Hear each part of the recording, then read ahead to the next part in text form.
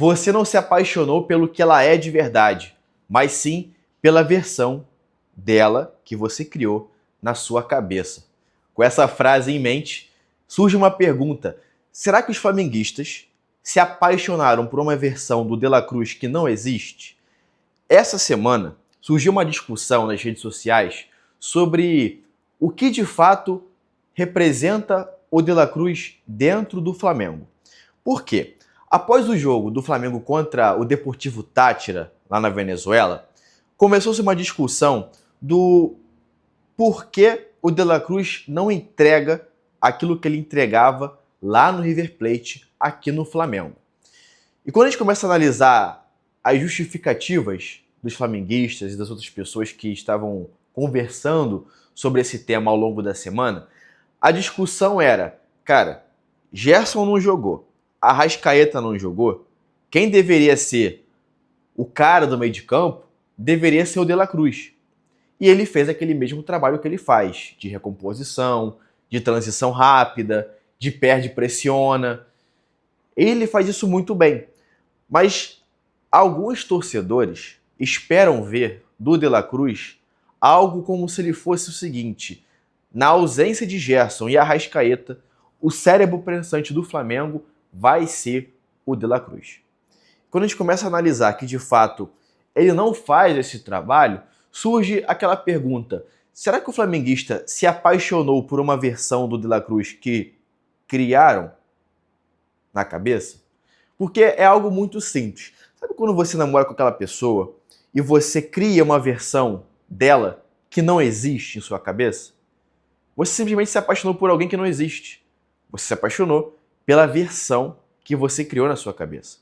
E quando a gente analisa a atuação do De La Cruz, ele não é um jogador ruim.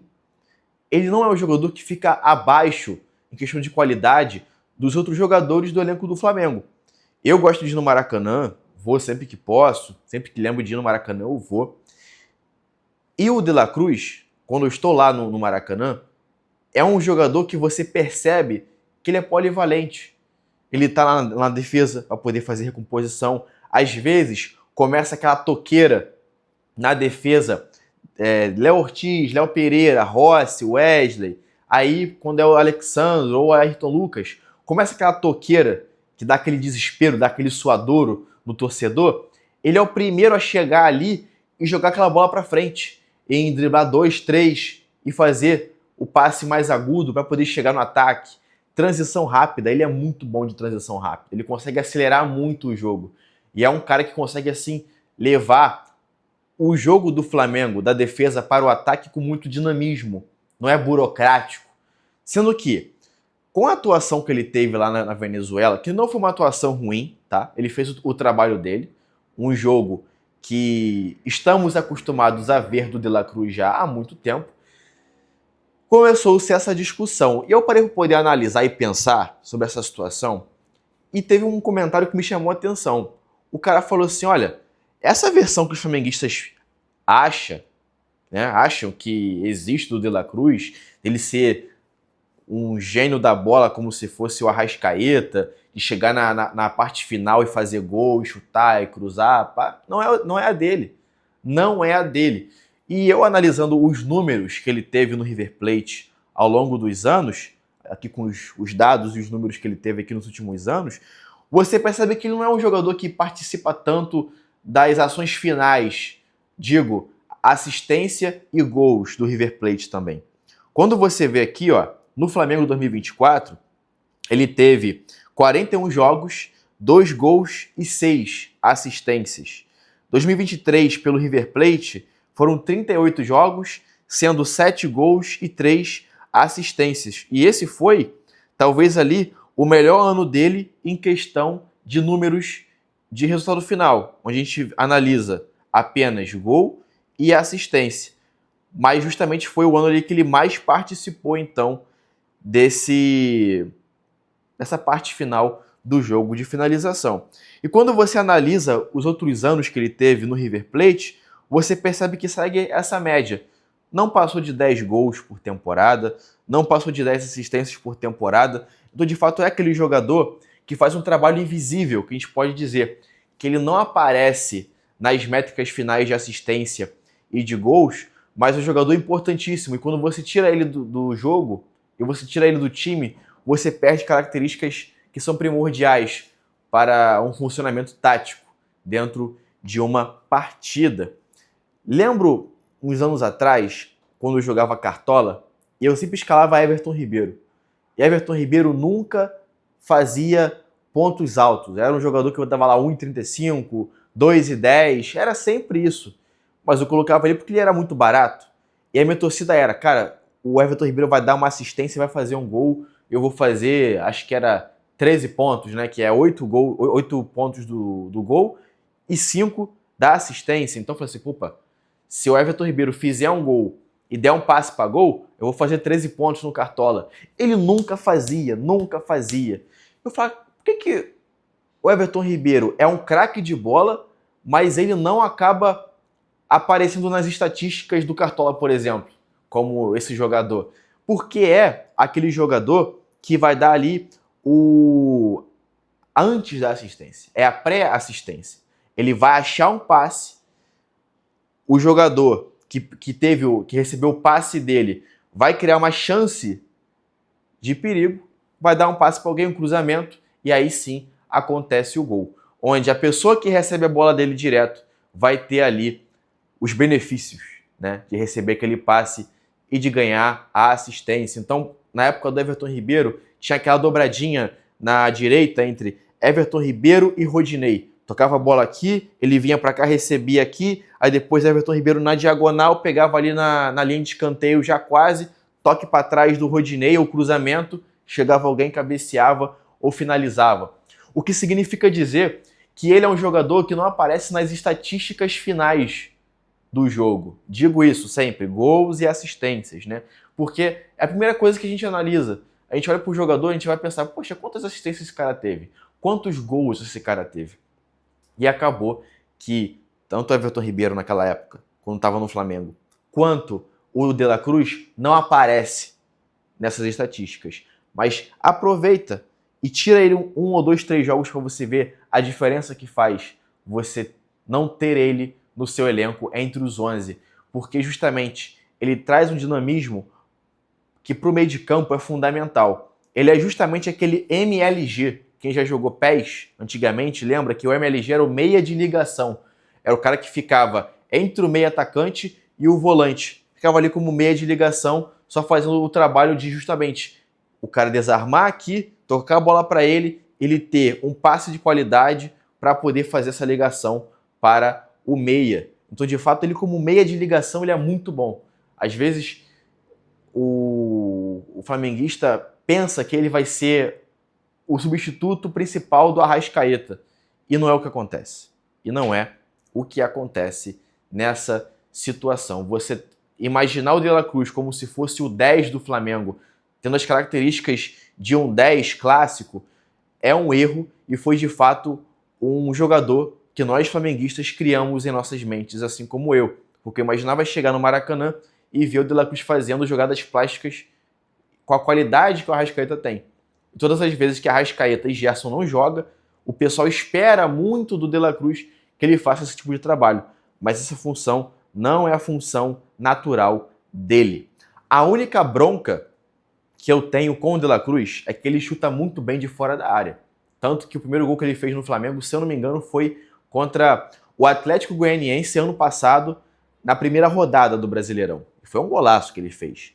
Ele pode ser o jogador que vai chegar ali perto da grande área e vai chutar de longe, levando perigo para o gol adversário. O Flamengo tem Michael, tem o Plata, tem o Luiz Araújo, tem o Juninho, o Bruno Henrique, daqui a pouco vai ter o Pedro, jogadores que todos eles ali conseguem aproveitar muito bem o rebote. Então, às vezes, tá aquele jogo truncado, não tem espaço, o time adversário não quer jogar futebol, ele só quer segurar o resultado, só quer segurar o empate e lutar por uma bola só, um contra-ataque no finalzinho do jogo, onde o Flamengo já está cansado. 3, 4 chutes de fora da área do De La Cruz pode fazer diferença. Se numa dessa a bola entrar ou bater na trave e chegar para um rebote, muda completamente o jogo. Então, assim, O que eu sinto falta do De La Cruz é ele arriscar mais de fora da área, porque ele tem essa qualidade, ele chuta bem de fora da área. E às vezes o Flamengo precisa de um resultado que só vai aparecer com essas tentativas fora do normal. Não é algo que vai ser treinado, óbvio, que o Flamengo vai ter aquele estilo de jogo ali, transições rápidas, linha de fundo, cruzamento, corte para dentro, tudo isso. Aquilo que a gente já está acostumado. Sendo que falta um jogador no Flamengo que consiga chegar perto da grande área e chutar com qualidade. A hora que tivermos esse jogador que faça isso com consistência, ou seja, você tem a certeza de que, ó, se esse cara pegar de fora da área de primeira ou chutar de fora da área, é caixa, é gol. Por que eu falo isso? 2013, o Flamengo tinha Luiz Antônio e tinha Paulinho, juntamente com Elias e Carlos Eduardo. Eu lembro que não foi poucas vezes que o Flamengo fez gol de fora da área.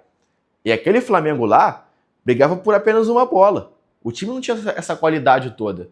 Então você saber que você vai ter poucas chances de gol.